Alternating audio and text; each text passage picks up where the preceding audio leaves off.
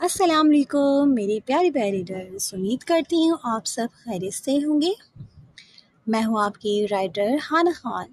جو ریڈرز میرے چینل پہ نیو ہیں انہیں فکشنل ناولز بائی ہانا خان کی جانب سے خوش آمدید۔ چینل کو سبسکرائب کر دیں، ایپیسوڈ کو لائک کر دیں اور کامنٹ باکس میں اپنی قیمتی رائے کا اظہار لازمی کریں۔ تو جی چلتے ہیں آج کے ایپیسوڈ کی جانب۔ ممنوع عشق، از قلم ہانا خان، قسط نمبر 12۔ اس ناول کے تمام جملے حقوق اس ناول کی مصنفہ ہانا خان کے پاس محفوظ ہیں، لہٰذا اس ناول کو کسی بھی پلیٹ فارم پر پوسٹ یا اپلوڈ کرنے سے گریز کریں۔ اذلان، آپ اس وقت یہاں؟ مرل جو فریش ہو کر ابھی واش روم سے نکلی تھی، اذلان کو بڑی مزے سے اپنے بیڈ پر آرام کرتے دیکھ کر ایک دم سے چونکی، پھر ایک نظر دروازے کو دیکھا جو اندر سے لاک تھا۔ سرینا ہوٹل سے واپس آتے ہی وہ کپڑے چینج کر چکی تھی اور ابھی نہا کر نکلی تھی۔ اس وقت وہ سفید رنگ کے نائٹ گاؤن میں ملبوس بھیگی بھیگی سی اس کی ہی جانب مخمور نگاہوں سے دیکھتے اذلان کے دل پر بجلیاں گرا رہی تھی۔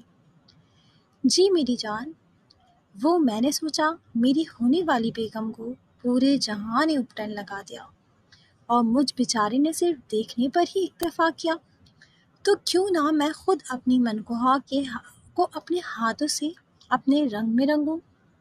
اذلان کی پرتپش نظروں کو اپنے وجود کے آر پار ہوتے دیکھ کر مرل کو اپنے جسم میں کپکپاہٹ ہوتی محسوس ہوئی۔ اذلان، مجھے لگتا ہے آپ کو ابھی یہاں سے جانا چاہیے۔ مرل نے اپنی شرم و حیا پر قابو پاتے التجائیہ نظروں سے اپنی جانب آہستہ قدموں سے آتے اذلان کو دیکھا، جو ہمیشہ کی طرح بلیک ٹی شرٹ اور ٹراؤزر میں بلا کا ہینڈسم لگ رہا تھا، مگر ان سبز آنکھوں میں تیرتے سرخ ڈوڑے، اف! مرل نے سوچتے جھرجھری سی لی تھی۔ کیا ہوا بیگم، آپ اتنی سرخ کیوں ہو رہی ہیں؟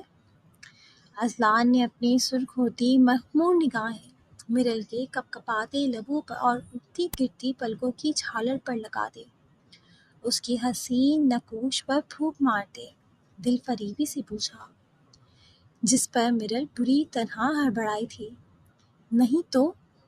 مرل نے ترچھی نظروں سے اذلان کے ہاتھ میں پکڑی اپٹن کی کٹوری کو دیکھ کر روحان سے لہجے میں کہا۔ ویسے تو اذلان رخصتی کا لحاظ کرتے اپنے ابھرتے پرجوش جذباتوں پر باندھے رکھتا تھا، مگر جب بہکتا تھا تو مرل کو اپنی جان لبوں پر سجتی محسوس ہوتی تھی۔ سویٹ ہارٹ، پھر یہ پیشانی پر شبنم کی بوندیں قطروں کی صورت کیوں ٹھہری ہے؟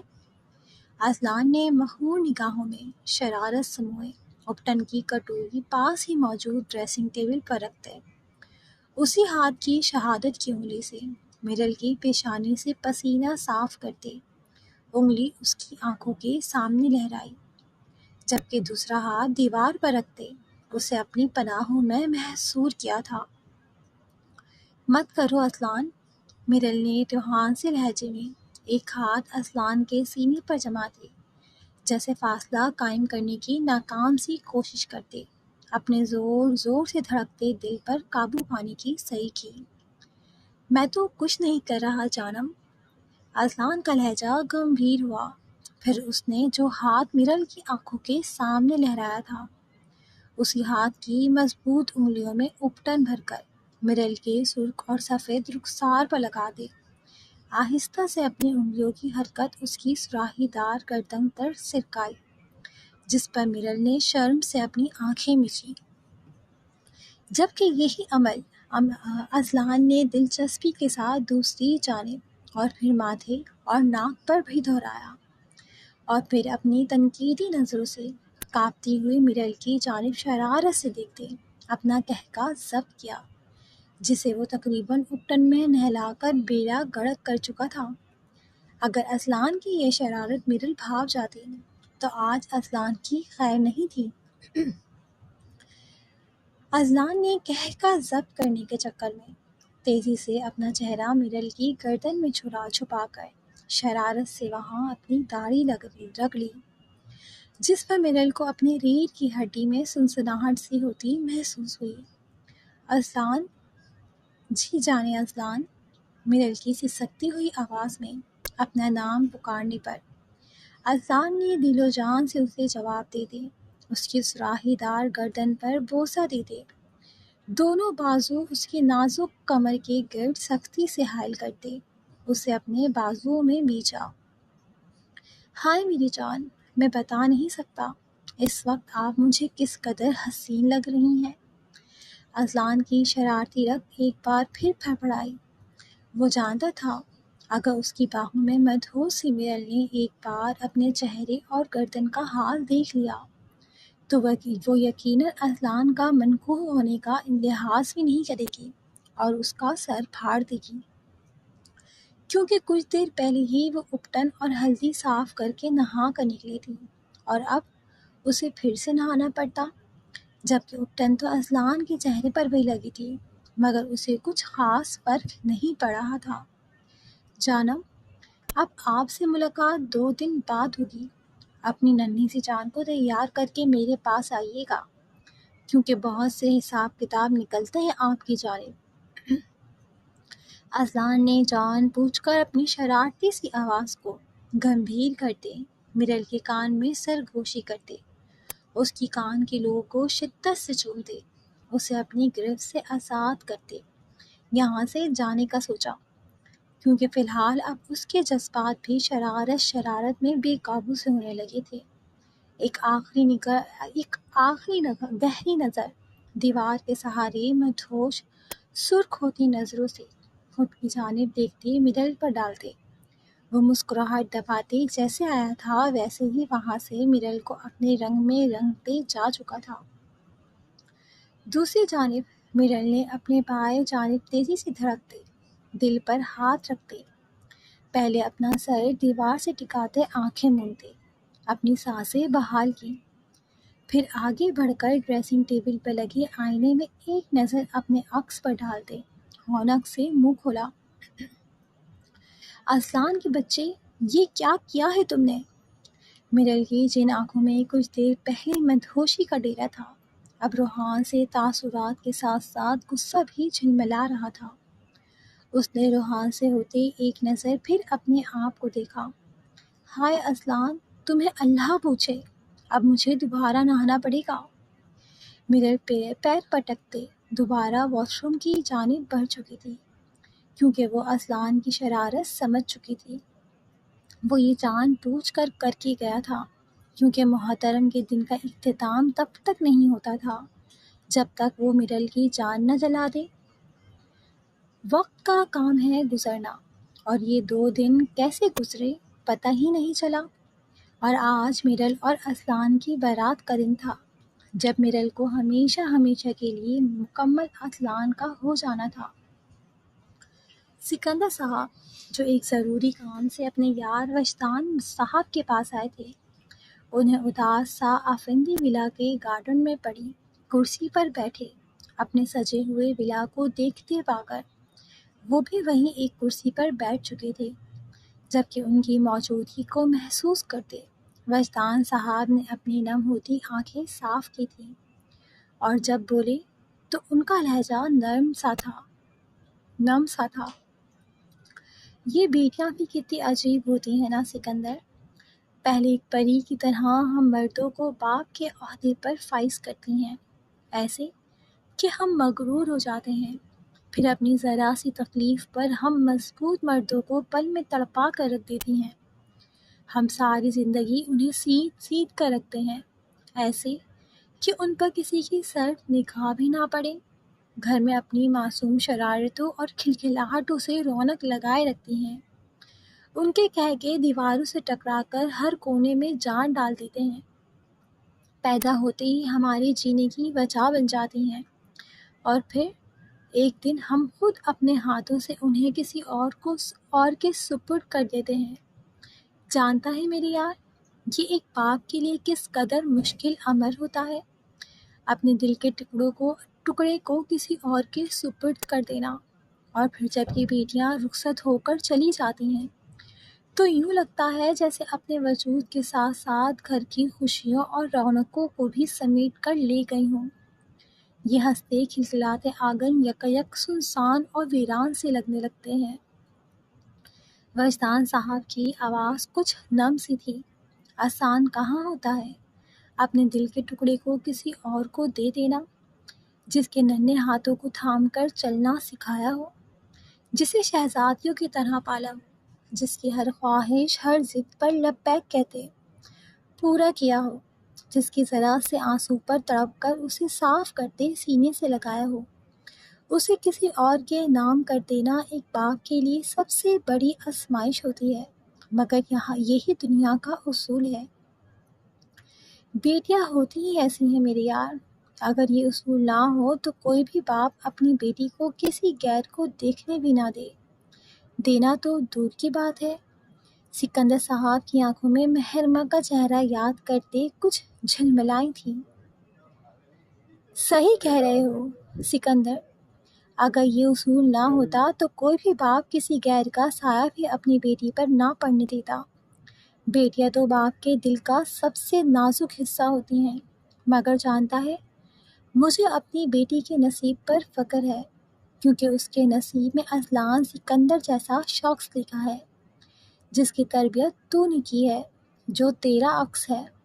مجھے یقین ہے کہ اگر میں نے اپنی بیٹی کو شہزادیوں کی طرح پالا ہے تو وہ تیرے گھر میں ملکہ کی طرح رہے گی۔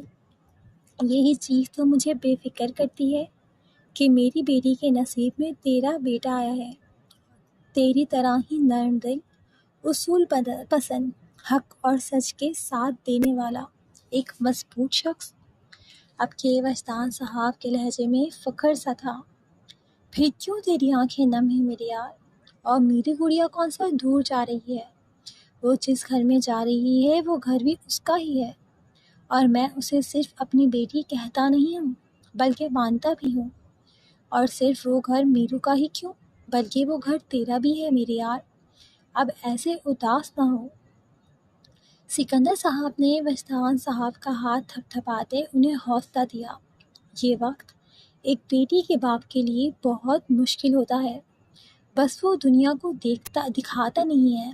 دوسری طرف وجدان صاحب سکندر صاحب کی بات پر ہولے سے مسکرا دیے۔ کچھ کام تھا میرے یار کو؟ وجدان صاحب نے اپنی نم مسکراتی آنکھوں سے سکندر صاحب کی جانب دیکھا۔ کام ہی تھا۔ تو نے گنی کے بارے میں کیا سوچا ہے وجدان؟ اب کے سکندر صاحب کے لہجہ پرسوچ سا تھا، جبکہ نظریں غیر ارادی طور پر آفندی ولا اور لغاری ولا کے اس دروازے پر ٹکی جو اندر سے دونوں ولا کو جوڑتا تھا، جہاں سے انہیں غزوان آفندی لغاری ولا کی جانب جاتا دکھائی دیا۔ سکندر صاحب نے مسکراتے ہوئے سر جھٹکا۔ وہ غزوان کی حرکتوں کو دیکھ کر مسکرا دیتے تھے۔ کیا سوچنا ہے؟ میرا فیصلہ اٹل ہے۔ میں کسی بھی ایری گیری لڑکی کو اپنے بیٹے کی زندگی میں شامل کرتے اپنے گھر کا سکون اور اپنے بیٹے کی زندگی برباد نہیں کروں گا۔ بچہ اگر کنویں میں گرنے کی خواہش کرے تو والدین کو چاہیے کہ اپنے بچے کی حفاظت کریں، نہ کہ اس بچے کی خواہش پورے کرتے اسے خود کنویں میں دھکا دے دیں۔ وجدان صاحب کا لہجہ بھی اب کے سنجیدہ تھا، جس پر سکندر صاحب نے کچھ سوچتے ہوئے سر ہلایا۔ مگر میں چاہتا ہوں تو حامی بھر لے۔ سکندر صاحب نے غیر مرئی نقطے پر نظریں ٹکاتے پرسوچ سے انداز میں کہا، تو پاگل ہو گیا ہے؟ ہم جانتے بھی نہیں ہیں وہ لڑکی ہے کون اور کیوں غزوان کے پیچھے پڑی ہے۔ وجدان صاحب نے ماتھے پر بل سجاتے کچھ تفکر سے کہا، تو جاننے کی کوشش کر۔ میں جاننا چاہتا ہوں کہ آخر غزوان ایسا کیوں کر رہا ہے۔ میرے یار، تیرے بیٹے کی قول اور فعل میں نے واضح تضاد محسوس کیا ہے۔ تجھے نہیں لگتا کچھ گڑبڑ ہے؟ سکندر صاحب کے لہجے میں پنپتے پرسوچ سے تاثر پر وجدان صاحب بھی فوراً سیدھا ہوئے اور پھر سکندر لغاری کی آگے کی باتیں سن کر دل فریبی سے مسکراتے حامد سر ہلا گئے۔ انہیں سکندر لغاری کی بات پسند آئی تھی۔ اب ان کے ضدی بیٹے نے خود گڑ گڑا کر مہرماں سکندر کو مانگنا تھا۔ بارات کا فنکشن کچھ خوش اسلوبی سے گزرا تھا۔ سب میرل کو رخصت کروا کر لغاری ولا لے آئے تھے۔ سب لوگ وہی تھے، بس آفندی ولا کی جگہ اب سب لغاری ولا میں جمع تھے۔ میرل کو اذلان کے روم میں لے جایا جا چکا تھا، جبکہ اذلان کو اس کے دوستوں نے گھیرا ہوا تھا۔ وہیں مہرماں خاموش سی چھت سے آتی سیڑھیوں پر بیٹھی تھی۔ ہاتھ میں آج سفید پھول کی جگہ سرخ گلاب کا پھول موجود تھا، اور مٹھی میں ویسے ہی ایک چھوٹا سا کاغذ جو پچھلے 3 دنوں سے کسی نہ کسی صورت میں اسے تھما دیا جاتا تھا، اور اس پر لکھی چند سطریں جس سے صاف واضح تھا کہ وہ ہر پل کسی کی نظروں کے حصار میں قید ہے۔ مہرماں کا دل اس کاغذ کو کھولتے خوف سے لرز رہا تھا، حالانکہ اس میں صرف اس کی تعریفی کچھ سطروں کے ساتھ چھوٹی سی گزارش ہوتی تھی، مگر پھر بھی ایک اندیکھے انجان شخص کی جانب سے موصول ہوتی یہ چیزیں مہرماں کے دل میں انجانا سا خوف پیدا کر رہی تھیں۔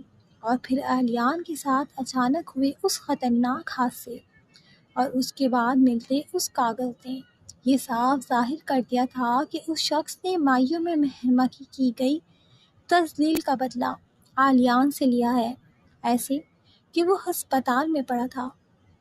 مائیوں کی اگلی ہی صبح اس کی آنکھ مامی کی آہوزاری پر کھلی تھی۔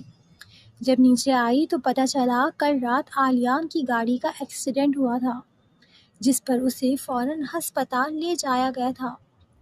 زیادہ نقصان تو نہیں ہوا تھا، مگر پھر بھی وہ اچھا خاصی زخمی ہوا تھا، اور اب تک اپنے فریکچر ہوئے ہاتھ اور پاؤں کے ساتھ ہسپتال کے بستر پر پڑا تھا۔ اور پھر کچھ ہی گھنٹوں بعد ملازمہ کے ہاتھ گلابی گلاب کے پھول کے ساتھ آتے اس ایک کاغذ پر لکھی گئی اس چھوٹی سی سطر نے یہ واضح کر دیا کہ یہ کام اس انجان شخص کا ہے جس پر صاف لکھا تھا، ان سب حسین آنکھوں سے مجھے عشق ہے، ان میں آنے والے ہر آنسو مجھے اپنے دل پر تیزاب کی مانند گرتا محسوس ہوتا ہے، اس لیے جو بھی ان خوبصورت آنکھوں میں آنسو لانے کی وجہ بنے گا اس کو اس کے کیے کی سزا ضرور ملے گی، کیونکہ مجھے اپنا دل بہت عزیز ہے جن میں یہ سبز آنکھوں والی نازک حسینہ بستی ہے۔ مہرماں نے سوچتے ہوئے پریشانی سے اپنا سر اپنے ہاتھوں پہ گرا دے بے بسی سے اپنی آنکھیں مونتے پرسوں رونما ہوئے واقعے کو یاد کیا۔ وہ ڈر گئی تھی اس شخص سے، اگر یہ کہا جائے تو غلط نہیں ہوگا۔ پھر آنکھوں کے پردے پر آج صبح کا منظر لہرایا جب وہ تھک ہار کر غصبان کے پاس گئی تھی جو اپنی گاڑی کی جانب بڑھ رہا تھا، کیونکہ کہیں نہ کہیں مہرماں کا دل کہہ رہا تھا یہ انجان شخص غصبان ہی ہے، اور یہ سوچتے ہی مہرماں کا دل پرسکون ہوتے خوش فہم سا ہوا تھا۔ میر، مہرماں کی آواز پر غصبان کے گاڑی کی جانب بڑھتے قدم رکے تھے، اور اس نے مسکراتے ہوئے مہرماں کی جانب دیکھا۔ جی میر کی ماں ہیں، غصبان نے شرارت سے کہتے مہرماں کی جانب دیکھا، جس پر مہر نرم سا مسکراتے ہوئے اس کی جانب دیکھا۔ مجھے تمہیں کچھ بتانا ہے، مہر نے آخر کار ہمت کرتے اپنی بات کہی، اور پھر پرسوچ نظروں سے غصبان کی جانب دیکھا جیسے اس کے تاثرات جانچنا چاہتی ہو۔ بولو، میں سن رہا ہوں۔ اپنے فون پر آتی کال کو نظر انداز کرتے غصبان نے مہر کی جانب دیکھتے ہوئے کہا، وہ میر، تمہیں پتہ ہے اہلیان کا ایکسیڈنٹ ہوا ہے؟ اپنی سبز آنکھیں غصبان کے چہرے پر ٹکائے مہرماں نے غصبان کو بتایا۔ پتہ چلا تھا مجھے۔ غصبان کا انداز عام سا تھا جس پر مہر نے لب پیچھے۔ وہ میر، مایوسی ہی نہ مجھے یہ کاغذ اور یہ پھول محرمہ جو ہاتھ میں پکڑا کاغذ اور پھول غزوان کی جانب بڑھا رہی تھی کہ غزوان کے اشارے پر ایک دم سے رکی۔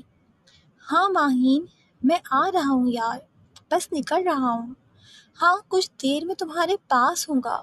اور یو نو واٹ، ڈیڈ مان گئے ہیں۔ تم اپنے پیرنٹس سے کہو میری ڈیڈ اور موم تمہارے گھر آنا چاہتے ہیں۔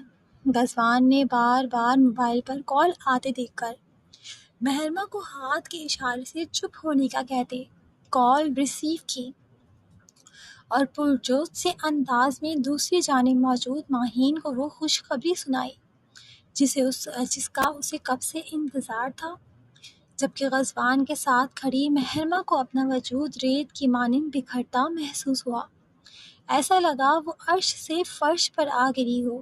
سبز آنکھوں میں ابھرتی نمی کو قابو کرتے اس نے محتاط نظروں سے ارد گرد دیکھا۔ دل میں موجود کچھ لمحوں پہلے ابھرتی خوش فہمی پل میں جھاگ کی طرح بیٹھی تھی۔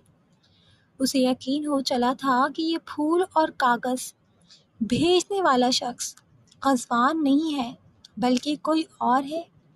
خوف نے ایک بار پھر کنڈلی ماری تھی۔ وہ نہیں چاہتی تھی کہ وہ انجان شخص غلطی سے بھی غزوان کو چوٹ پہنچائے۔ محرمہ نے اپنے قدم آہستہ سے پیچھے کی جانب لیے۔ تم کچھ کہہ رہی تھی ماہیں؟ کال کاٹ کر غزوان نے پیچھے کی جانب قدم بڑھاتے محرمہ کو مخاطب کرتے سوالیہ نظروں سے اس کی جانب دیکھا۔ میں بھول گئی، تم جاؤ جہاں جا رہے تھے۔ محرمہ نے اپنے چہرے کے تاثرات چھپا دے مسکرانے کی صحیح کرتے اپنے قدم واپس لگاری ولا کی جانب موڑ لیے۔ دل میں کسک سی اٹھی تھی یہ سن کر کہ ماہین کے لیے وجدان آفندی نے ہاں کر دی ہے۔ دماغ نے سرگوشی کی، ہر چیز کا ریپلیسمنٹ ہوتا ہے محرمہ سکندر، تمہاری جگہ بھی ماہین لے ہی لے گی ایک دن، یہ تو بس آغاز تھا۔ محرمہ تلخی سے مسکراتی اندر کی جانب بڑھ چکی تھی جبکہ پیچھے اسے غزوان کی فارچونر کی پہلے اسٹارٹ ہونے اور پھر تیزی سے گیٹ پار کرنے کی آواز صاف سنائی دی تھی۔ محرمہ نے حال میں لوٹتے اپنی نم پلکیں اٹھائیں جس کے باعث کچھ آنسو رخسار کی زینت بنے۔ اس وقت وہ لائٹ پنک سے ڈریس میں ملبوس تھے۔ آج بھی وہ بلا کی خوبصورت لگ رہی تھی مگر آج جو اس نے ڈریس پہنا تھا وہ غزوان کا لایا ہوا ڈریس نہیں تھا۔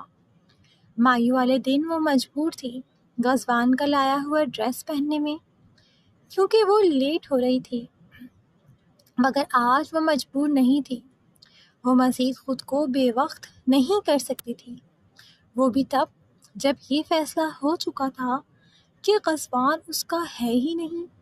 آج وہ ماہین سے بھی ملی تھی، معمولی سے نقوش کی صاف رنگت کی حامل لڑکی جو پر اعتماد انداز میں غزوان کے پہلو میں استحقاق سے اس کے بازو میں ہاتھ ڈالے کھڑی تھی، جسے غزوان نے ایک بار بھی جھٹکا نہیں تھا۔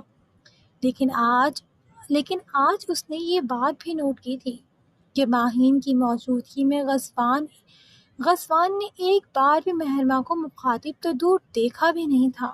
محرمہ کو یہ چیز تیر کی طرح اپنے دل میں چبھتی ہوئی محسوس ہوئی تھی۔ محرمہ نے گیلی سی سانس اپنے اندر کھینچتے ہاتھ میں پکڑے کاغذ کو دیکھا اور آہستہ سے اسے کھولا۔ یہ سطر اس پیاری سی لڑکی کے نام جس کا معصوم حسین چہرہ بنا ہی چمکنے کے لیے ہے، جس پر خوف نہیں جچتا۔ میرا ارادہ آپ کو ڈرانا نہیں ہے، اس لیے مجھ سے مت ڈریں، اس دل کو تکلیف ہوتی ہے۔ یہ چند سطروں نے محرمہ کو مزید خوفزدہ کیا تھا۔ اس نے تیزی سے دونوں چیزیں اٹھا کر کچھ دور پڑی ڈسٹ بین میں ڈالتے اپنے قدم کمرے کی جانب بڑھا دیے۔ دن اپنی برق رفتاری سے گزر رہے تھے۔ ولیمہ کا فریضہ بھی خوش اسلوبی سے دھوم دھام سے ادا کر دیا گیا تھا۔ جہاں اسلان کی سنگت میں مرل مہکتے پھول کی مانند دن بدن کھلتی جا رہی تھی، وہیں محرمہ کی حالت اس سے یکسر مختلف تھی۔ اس بیچ رجان آفندی کی رضامندی سے میر غزوان آفندی کا رشتہ ماہین کے ساتھ طے ہو چکا تھا، اور آج کل آفندی ولا میں میر غزوان آفندی اور ماہین کی منگنی کی تیاریاں دھوم دھام سے چل رہی تھیں۔ مگر حیرت کی بات یہ تھی کہ مسٹر وجدان آفندی نے اپنے اکلوتے بیٹے کی انگیجمنٹ میں صرف قریبی لوگوں کو ہی مدعو کیا تھا۔ مرل پچھلے کچھ دنوں سے آفندی ولا میں ہی رکنے گئی ہوئی تھی، اور آج کل مہرمہ سے نظریں چراتی ہوئی پائی جاتی تھی، جبکہ اذلان اور سکندر صاحب کی خاموشی حسن قائم تھی۔ عائشہ بیگم بھی کچھ خاموش ہی رہتی تھی۔ بظاہر تو مہرمہ نے بھی لاپرواہی کا خول خود پر چڑھا کر ایک بار پھر میر غزوان آفندی سے کنارہ کشی کر لی تھی، جس کی فکر کم از کم اس بار میر غزوان آفندی کو نہیں تھی۔ وہ جیسے اپنی دنیا میں مشغول ہو چکا تھا، ایسے جیسے اب مہرمہ کی لاپرواہی سے فرق ہی نہیں پڑ رہا ہو۔ وہ کہاں ہوتا تھا آج کل، مہرمہ اس بات سے لا علم تھی۔ ان کچھ دنوں میں مہرمہ کی ملاقات غزوان سے نہ ہونے کے برابر ہوئی تھی، اور اگر کبھی ہوتی بھی تو یا تو پھر مہرمہ نظر بچا کر وہاں سے ہٹ جاتی تھی، یا پھر غزوان فون کال کا بہانہ بنا کر چلا جاتا تھا۔ اس بیچ ایک اور حیرت انگیز بات یہ تھی، اس انجان شخص کی جانب سے پھولوں اور اس چھوٹے سے کاغذ پر لکھی سطروں کا سلسلہ بھی بند ہو چکا تھا۔ اس وقت بھی مہرمہ اپنے کمرے میں موجود بڑی سی کھڑکی کے سامنے کھڑی تھی، نظریں آسمان پر چمکتے چوتھویں کے چاند پر جمی تھیں۔ کہتے ہیں جب انسان اندر سے اداس ہو تو چاند کی کشش اسے اپنی جانب کھینچتی ہے۔ سب کے سامنے لاپرواہ سے ادھر سے ادھر گھومتی مہرمہ چاہ کر بھی اپنے دل کی ٹوٹی کرچیوں کو جوڑنے سے قاصر تھی۔ غزوان کی ماہین سے ہونے والی منگنی کا سن کر اس کا دل خون کے آنسو رو رہا تھا۔ ابھی مہرمہ نے چاند سے نظریں ہٹا کر نیچے کی جانب دیکھا ہی تھا کہ نظریں آفندی ولا کی جانب لان میں ٹہلتے غزوان آفندی پر گئی، جو مسکراتا ہوا خوش دلی سے فون پر منہے گفتگو تھا۔ مہرمہ کو اپنے دل میں ٹیس سی اٹھتی محسوس ہوئی۔ دماغ نے کہا وہ اس وقت اپنی زندگی اپنی پسندیدہ عورت سے بات کر رہا ہے۔ مہرمہ کی آنکھوں سے دو آنسو موتیوں کی صورت ٹوٹ کر گرے، اور وہ فیصلہ جو وہ پچھلے ایک ہفتے سے کرنے سے اجتناب برت رہی تھی، وہ اس نے پلوں میں کرتے ہاں کی مہرمہ مہر لگائی تھی۔ مہرمہ نے اپنی نم آنکھیں صاف کرتے ایک نظر سامنے بیڈ پر رکھے کھلے ہوئے لیپ ٹاپ کی جانب دیکھا، جس کی اسکرین پر ایک کنفرمیشن میل جگمگا رہی تھی۔ مہرمہ نے لیپ ٹاپ کی اسکرین بند کر کے اپنے قدم دروازے کی جانب بڑھائے، اور تھوڑی ہی دیر میں وہ سکندر صاحب کے کمرے میں موجود تھی، جہاں پر خلاف توقع اس وقت اذلان بھی موجود تھا، اور کوئی اہم بات بحث موضوع تھی۔ مہرمہ کو کمرے میں آتے دیکھتے تینوں ہی اچانک سے خاموش ہو گئے تھے، جسے مہرمہ نے شدت سے محسوس کیا تھا۔ مہر، آپ ادھر؟ سکندر صاحب نے مہرمہ کو بیٹھنے کا اشارہ کرتے سنجیدگی سے پوچھا۔ جی ڈیڈ، ایک ضروری بات کرنی تھی، مہرمہ نے بھی ٹھہر کر کچھ سنجیدگی سے کہا۔ جی بولیں میری گڑیا۔ سکندر صاحب کی بات پر مہرمہ نے کنفیوژن سے اپنی انگلیاں مروڑی اور لب چبائے۔ اس کے انداز سے صاف واضح تھا کہ وہ اس وقت اضطرابی کیفیت کا شکار ہے۔ کیا ہوا چندا، خیریت؟ کوئی ضروری بات ہے کیا؟ اذلان کی آواز پر مہرمہ نے گہری سانس لے کر باری باری تینوں کی جانب دیکھا۔ ڈیڈ، میں نے کچھ ٹائم پہلے لندن کی فیمس آرٹ یونیورسٹی میں اپلائی کیا تھا۔ مہرمہ نے کچھ توقف لیا، پھر مزید بولی، اور وہاں سے ایڈمیشن اپروول آ چکی ہے۔ مجھے لندن جانا ہے۔ مہرمہ کی بات پر اس کمرے میں ایک دم سے سناٹا چھایا۔ آپ کا بزنس گریجویشن کا لاسٹ سیمسٹر چل رہا ہے، ایسے میں بیچ میں اسے چھوڑنا بے وقوفی نہیں ہے؟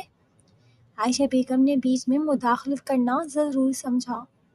مام، میں چھوڑ نہیں رہی، فی الحال جسٹ کچھ منتھ کے لیے سیمسٹر فریز کروا رہی ہوں، واپس آ کر کنٹینیو کر لوں گی۔ مہرما نے اب بھی آہستہ سے کہا۔ میری بیٹی حالات سے ڈر کر بھاگ رہی ہے، سکندر صاحب نے مہرما کی آنکھوں میں دیکھ کر دو ٹوک سے لہجے میں پوچھا، جس پر مہرما نے اپنی نظریں چرائیں۔ ڈیڈ، میں خود کو وقت دینا چاہتی ہوں، بس۔ مہرما کا لہجہ کچھ التجائیہ سا تھا۔ اس سب میں اذلان خاموشی سے سفید ماربل سے مسین فرش پر نگاہیں جمائے بیٹھا تھا۔ ٹھیک ہے، میں آپ کو روکوں گا نہیں، جیسا آپ چاہیں گی ویسا ہی ہوگا، مگر میری ایک شرط ہے۔ سکندر صاحب کی بات پر مہرما نے پہلے ان کی جانب خوشی سے دیکھا، مگر پھر ان کی شرط والی بات پر اس کے چہرے پر ناسمجھی کے تاثرات ابھرے۔ جب کہ اذلان نے لب پیچ کر آنکھیں میچیں، وہ جانتا تھا کہ اب اس کے ڈیڈ کیا کہنے والے ہیں، اور کہیں نہ کہیں وہ مہرما کا ری ایکشن بھی جانتا تھا۔ اتنی دیر سے وہ دونوں اسی حوالے سے مہرما سے بات کرنے کے لیے سوچ بچار کر رہے تھے کہ مہرما خود ہی کمرے میں آ گئی تھی۔ مطلب ڈیڈ، کیسی شرط؟ مہرما نے کچھ توقع سے اپنا سوال کیا۔